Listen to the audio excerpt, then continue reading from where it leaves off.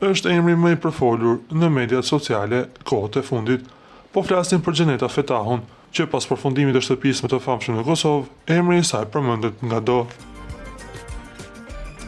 Para disa ditësh, ajo bonte gjestin në çdo deklaratë të saj, dhe së fundmi ajo shpreh se e ka lënë pas historinë me gjestin dhe tani më është në një lidhje me një djalë tjetër.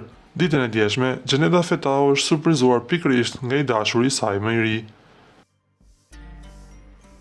Gjatë emisionit në të cilin Xheneta ka rolin e opinionistes, moderatorja e emisionit tregoi që Xheneta ka ditëlindjen.